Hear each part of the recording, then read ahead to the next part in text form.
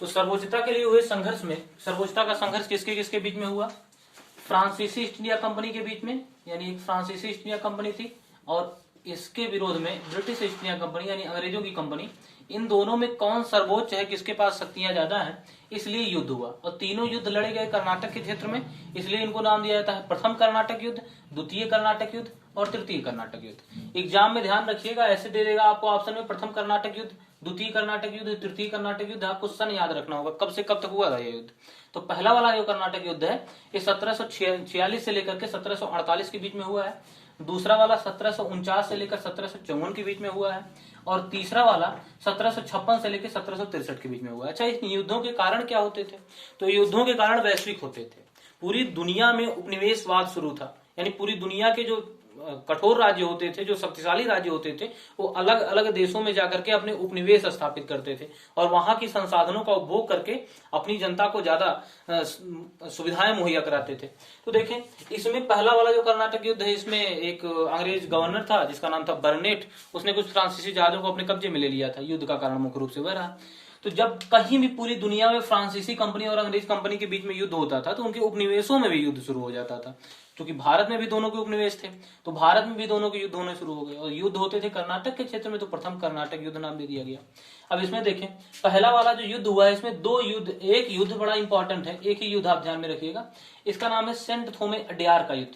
ये अडयार का जो युद्ध है या सेंट थोमे का युद्ध है, एग्जाम में आपसे डायरेक्ट पूछ लेगा कि सेंट थोमे का युद्ध कब हुआ था, किस सन में हुआ था। तो इसको ध्यान में रखिएगा, ये 1748 का ही युद्ध है। तो 1748 में हुआ सेंट थोमे। इसके बाद यह पूछा जाता है कि पहला वाला कर्नाटक युद्ध, इसमें विजयी कौन रहा या फिर कैसे संधि हुई। तो इसमें देखिए संधि हुई थी, यानी कि युद्ध अंत में जब काफी समय तक चलता रहा, 2 सालों तक चलता रहा, कोई विजेता नहीं बन रहा है तो संधि हो रही है। संधि क्या हुई? एक्सला-सापेल की संधि। एक्सला-सापेल की संधि के द्वारा प्रथम कर्नाटक युद्ध का अंत हुआ। इसको भी ध्यान रखना है, संधि हुई कब? तो यह जहां जाकर के युद्ध समाप्त हो रहा है उसी साल में संधि होगी, जाहिर सी बात है। तो 1748 में संधि हुई। अब देखते हैं द्वितीय कर्नाटक युद्ध। तो द्वितीय कर्नाटक युद्ध 1749 से लेकर 1754 के बीच में है। इस युद्ध का मुख्य कारण क्या था? इस युद्ध का मुख्य कारण था भारतीय राज्यों में उत्तराधिकार की जंग। जैसे 2 राज्य थे, एक राज्य था जो हैदराबाद था, दूसरा था कर्नाटक था। तो कर्नाटक में चांद साहब और मुजफ्फर जंग, इन दोनों के बीच में युद्ध हो रहा था।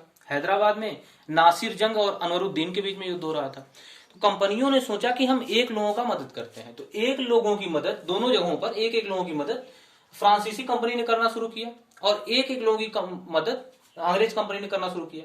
अब चूंकि दोनों एक दूसरे की मदद कर रहे हैं तो दोनों कंपनियों में भी युद्ध होना संभव हो गया और दोनों कंपनियों में युद्ध हुआ भी।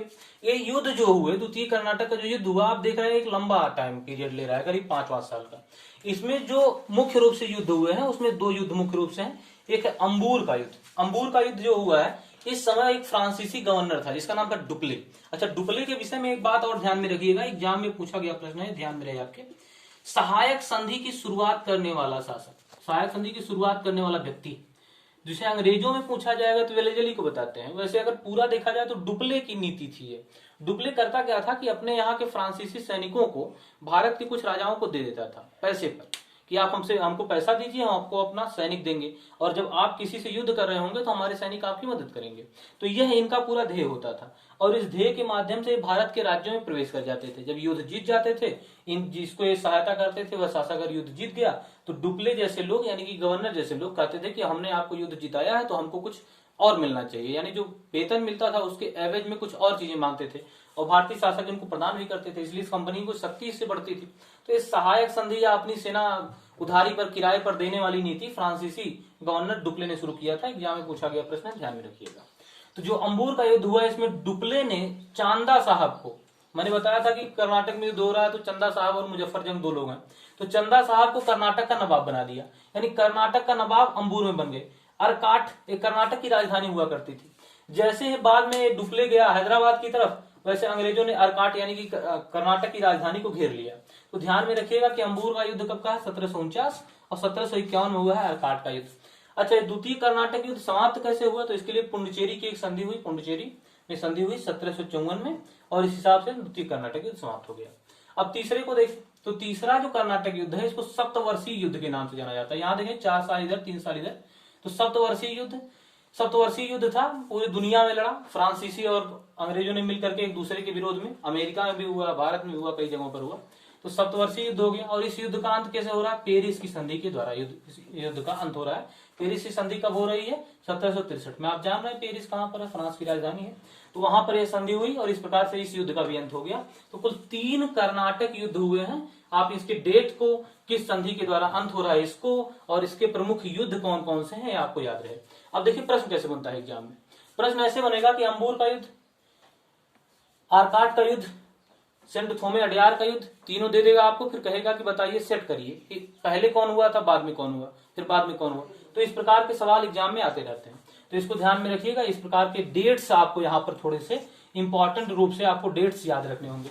एक तरीके का सवाल और भी आता है कि प्रथम कर्नाटक युद्ध के बाद कौन सी संधि हुई, या प्रथम कर्नाटक युद्ध का अंत किस संधि के द्वारा हुआ, द्वितीय कर्नाटक युद्ध का अंत किस संधि के द्वारा हुआ, तृतीय कर्नाटक युद्ध का अंत किस संधि के द्वारा हुआ। कई युद्ध एक साथ में दे करके उनका क्रम पूछा जाता है या संधियों का क्रम पूछा जाता है। युद्ध किसके बीच में हुआ था, एक सबसे सरल सवाल बन सकता है कि कर्नाटक का युद्ध किस किस कंपनी के बीच में हुआ था। ठीक, तो सर्वोच्चता के लिए संघर्ष रहा और इन पूरे संघर्षों में अंत में जाकर के अंग्रेजों की विजय हुई और अंग्रेज भारत में एक शक्तिशाली शक्ति बनकर के उभरे। और इसी बीच में एक युद्ध आपको ध्यान में रखना है जिसमें लगभग फ्रांस कंपनी लगभग पूरी तरीके से समाप्त ही हो गई, इनका पतन हो गया और भारत में कुछ ही क्षेत्रों में बंद करके रह गए। इसमें देखिए सप्तवर्षीय युद्ध में एक युद्ध आप ध्यान में रखिएगा, 1760 में एक युद्ध हुआ था। 1760-61 कहीं कहीं मिल जाता है, तो 1760-61 आप कह सकते हैं। वैसे 1760 एकदम सही है, 1760 लिख लें। तो 1760 में एक युद्ध हुआ था वांडीवास का संग्राम, वांडीवास का संग्राम। और ये जो वांडीवास का संग्राम है ये अंग्रेजों के बीच में और फ्रांसीसियों के बीच में हुआ और अंग्रेज इसमें विजयी रहे।